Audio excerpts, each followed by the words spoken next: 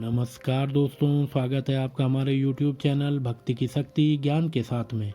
दोस्तों, आज हम आपको इस वीडियो में बताएंगे कि महादानवीर कर्ण किन 5 बड़े दानों के कारण दुनिया के सबसे बड़े दानवीर बने। भगवान कृष्ण ने भी कर्ण को सबसे बड़ा दानी माना है। अर्जुन ने एक बार कृष्ण से पूछा कि सब कर्ण की इतनी प्रशंसा क्यों करते हैं। तब कृष्ण ने 2 पर्वतों को सोने में बदल दिया और अर्जुन से कहा कि इस सोने को गांव वालों में बांट दो।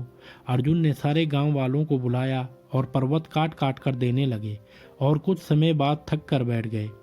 तब कृष्ण ने कर्ण को बुलाया और सोने को बांटने के लिए कहा, तो कर्ण ने बिना कुछ सोचे समझे गांव वालों को कह दिया कि ये सारा सोना गांव वालों का है और वे इसे आपस में बांटने लगे। तब कृष्ण ने अर्जुन को समझाया कि कर्ण दान करने से पहले अपने हित के बारे में नहीं सोचता। इसी बात के कारण उन्हें सबसे बड़ा दानवीर कहा जाता है। आइए जानते हैं कर्ण के द्वारा दिए गए 5 सबसे बड़े दान। सबसे पहला है कवच और कुंडल। भगवान कृष्ण यह भली भांति जानते थे कि जब तक कर्ण के पास उसका कवच और कुंडल है तब तक उसे कोई नहीं मार सकता। ऐसे में अर्जुन की सुरक्षा की कोई गारंटी नहीं। उधर देवराज इंद्र भी चिंतित थे क्योंकि अर्जुन उनका पुत्र था। भगवान कृष्ण और देवराज इंद्र दोनों जानते थे कि जब तक कर्ण के पास पैदाइशी कवच और कुंडल हैं वह युद्ध में अजेय रहेगा। दोनों ने मिलकर योजना बनाई और इंद्र एक विप्र के वेश में कर्ण के पास पहुंच गए और उनसे दान मांगने लगे। कर्ण ने कहा, मांगो विप्र, मांगो विप्र। विप्र बने इंद्र ने कहा, नहीं, पहले आपको वचन देना होगा कि मैं जो मांगूंगा आप वो दे देंगे। कर्ण ने तेज में आकर जल हाथ में लेकर कहा, हम प्रण करते हैं विप्रवर, आप तुरंत मांगिए। तब विप्र इंद्र ने कहा, राजन, आपके शरीर के कवच और कुंडल हमें दान स्वरूप चाहिए। एक पल के लिए सन्नाटा छा गया। कर्ण ने इंद्र की आंखों में झांका और फिर दानवीर कर्ण ने बिना एक क्षण भी गंवाए अपने कवच और कुंडल अपने शरीर से खंजर की सहायता से अलग किए और विप्रवर को सौंप दिए। इंद्र ने तुरंत वहां से दौड़ ही लगा दी और दूर खड़े रथ पर सवार होकर भाग गए। लेकिन कुछ मील जाकर इंद्र का रथ नीचे उतरकर भूमि में धंस गया। तभी आकाशवाणी हुई, देवराज इंद्र, तुमने बड़ा पाप किया है। अपने पुत्र अर्जुन की जान बचाने के लिए तुमने छल पूर्वक कर्ण की जान खतरे में डाल दी है। अब यह रथ यहीं धंसा रहेगा और तुम भी यहीं धंस जाओगे। तब इंद्र ने कर्ण को कवच कुंडल के बदले अमोघ अस्त्र दिया। अगला दान है कुंती को दान में दिया वचन। एक बार कुंती कर्ण के पास गई और उससे पांडवों की ओर से लड़ने का आग्रह करने लगी। कर्ण को मालूम था कि कुंती मेरी माँ है। कुंती के लाख समझाने पर भी कर्ण नहीं माने और कहा कि जिनके साथ मैंने अब तक का अपना सारा जीवन बिताया उसके साथ मैं विश्वासघात नहीं कर सकता। तब कुंती ने कहा कि क्या तुम अपने भाइयों को मारोगे। इस पर कर्ण ने बड़ी ही दुविधा की स्थिति में वचन दिया, माते, तुम जानती हो कि कर्ण के यहाँ याचक बनकर आया कोई भी खाली हाथ नहीं जाता। अतः मैं तुम्हें वचन देता हूँ कि अर्जुन को छोड़कर मैं अपने अन्य भाइयों पर शस्त्र नहीं उठाऊंगा। तीसरा दान है कृष्ण ने ली दान की परीक्षा। जब महाराज युधिष्ठिर इंद्रप्रस्थ पर राज्य करते थे तब वे काफी दान आदि दिया करते थे। पांडवों को इसका अभिमान होने लगा। भीम व अर्जुन ने श्री कृष्ण के समक्ष युधिष्ठिर की प्रशंसा शुरू की कि वे कितने बड़े दानी हैं। लेकिन कृष्ण ने उन्हें बीच में ही टोक कर कहा, हमने कर्ण जैसा दानवीर कहीं नहीं देखा। पांडवों को यह बात पसंद नहीं आई। तब कृष्ण ने कहा कि समय आने पर सिद्ध कर दूंगा। कुछ ही दिनों बाद एक याचक युधिष्ठिर के पास आया और बोला, महाराज, मैं आपके राज्य में रहने वाला एक ब्राह्मण हूँ और मेरा व्रत है कि बिना हवन किए कुछ भी नहीं खाता पीता। कई दिनों से मेरे पास यज्ञ के लिए चंदन की लकड़ी नहीं है। यदि आपके पास हो तो मुझ पर कृपा करें, अन्यथा हवन तो पूरा ही नहीं होगा। मैं भी भूखा प्यासा मर जाऊंगा। युधिष्ठिर ने तुरंत कोषागार के कर्मचारी को बुलवाया और कोष से चंदन की लकड़ी देने का आदेश दिया। संयोग से कोषागार में सूखी लकड़ी नहीं थी। तब महाराज ने भीम व अर्जुन को चंदन की लकड़ी का प्रबंध करने का आदेश दिया। लेकिन काफी दौड़ धूप के बाद भी सूखी लकड़ी की व्यवस्था नहीं हो पाई।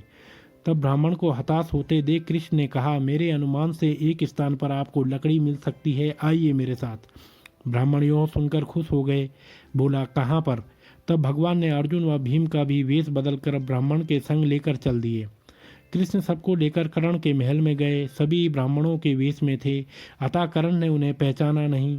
याचक ब्राह्मण ने जाकर लकड़ी की अपनी वही मांग दोहराई। करण ने भी अपने भंडार के मुखिया को बुलवाकर सूखी लकड़ी देने के लिए कहा। वहाँ भी सूखी लकड़ी नहीं थी। ऐसे में ब्राह्मण निराश हो गया। अर्जुन और भीम प्रश्न सूचक निगाहों से भगवान कृष्ण को ताकने लगे, लेकिन श्री कृष्ण अपनी चिर परिचित मुस्कान लिए चुपचाप बैठे रहे। तभी करण ने कहा, हे ब्राह्मण देव, आप निराश न हो, एक उपाय है मेरे पास। उसने अपने महल के खिड़की दरवाजों में लगी चंदन की लकड़ी काट काट कर ढेर लगा दी। फिर ब्राह्मण से कहा, आपको जितनी लकड़ी चाहिए कृपया ले जाइए। करण ने लकड़ी ब्राह्मण के घर पहुंचाने का प्रबंध भी कर दिया। ब्राह्मण ने करण को आशीर्वाद देते हुए लौट गया। पांडव व श्री कृष्ण भी लौट आए। वापस आकर भगवान ने कहा, साधारण अवस्था में दान देना कोई विशेषता नहीं है। असाधारण परिस्थिति में किसी के लिए अपने सर्वस्व को त्याग देने का ही नाम दान है। अन्यथा हे युधिष्ठिर, चंदन की लकड़ी के खिड़की द्वार तो आपके महल में भी थे। अगला दान है यौवन दान। किंवदंती है कि एक बार कर्ण ने अपना यौवन ही दान दे दिया था।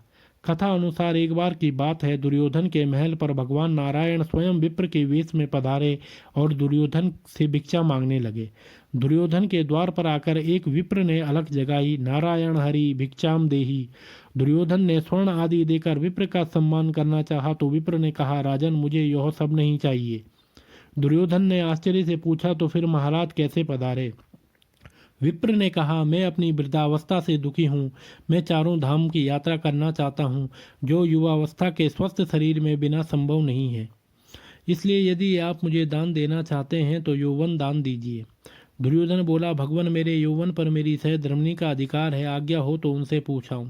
विप्र ने सिर हिला दिया। दुर्योधन अंतःपुर में गया और मुंह लटकाए लौट आया। विप्र ने दुर्योधन के उत्तर की प्रतीक्षा नहीं की, वह स्वतः समझ गए और वहां से चलते बने। उन्होंने सोचा अब महादानी कर्ण के पास चला जाए। कर्ण के द्वार पर पहुंचकर विप्र ने अलग जगाई, भिक्षाम देहि। कर्ण तुरंत राजद्वार पर उपस्थित हुआ। विप्रवर मैं आपका क्या अभिष्ट करूं? विप्र ने दुर्योधन से जो निवेदन किया था वही कर्ण से भी कर दिया। कर्ण उस विप्र को प्रतीक्षा करने की विनय करके पत्नी से परामर्श करने अंदर चला गया, लेकिन पत्नी ने कोई ना नुकुर नहीं की। वह बोली, महाराज दानवीर को दान देने के लिए किसी से पूछने की जरूरत क्यों आन पड़ी? आप उस विप्र को निसंकोच यौवन दान कर दें। कर्ण ने अविलंब यौवन दान की घोषणा कर दी। तब विप्र के शरीर से स्वयं भगवान विष्णु प्रकट हो गए, जो दोनों की परीक्षा लेने गए थे। अगला दान है सोने के दांतों का दान। कर्ण दान करने के लिए काफी प्रसिद्ध था। कहते हैं कि कर्ण जब युद्ध क्षेत्र में आखिरी सांस ले रहा था तो भगवान कृष्ण ने उसकी दानशीलता की परीक्षा लेनी चाहिए। वे गरीब ब्राह्मण बनकर कर्ण के पास गए और कहा कि तुम्हारे बारे में काफ़ी सुना है और तुमसे मुझे अभी कुछ उपहार चाहिए। कर्ण ने उत्तर में कहा कि आप जो भी चाहें मांग लें। ब्राह्मण ने सोना मांगा। कर्ण ने कहा कि सोना तो उसके दांत में है और आप इसे ले सकते हैं। ब्राह्मण ने जवाब दिया कि मैं इतना कायर नहीं हूँ कि तुम्हारे दांत तोड़ूं। कर्ण ने तब तक एक पत्थर उठाया और अपने दांत तोड़ लिए। ब्राह्मण ने इसे भी लेने से इनकार करते हुए कहा कि खून से सना हुआ यह सोना वह नहीं ले सकता। कर्ण ने इसके बाद एक बाण उठाया और आसमान की तरफ चलाया। इसके बाद बारिश होने लगी और तुरंत दांत धुल गया। तो दोस्तों, अगर आपको यह वीडियो पसंद आया हो तो आप हमारे चैनल को लाइक, कमेंट, शेयर, सब्सक्राइब अवश्य करें और बेल आइकन दबाना ना भूलें, जिससे हमारी आने वाली सभी वीडियो की नोटिफिकेशन आप तक समय से पहुंचती रहेगी। तो आप सभी मित्रों का बहुत बहुत धन्यवाद।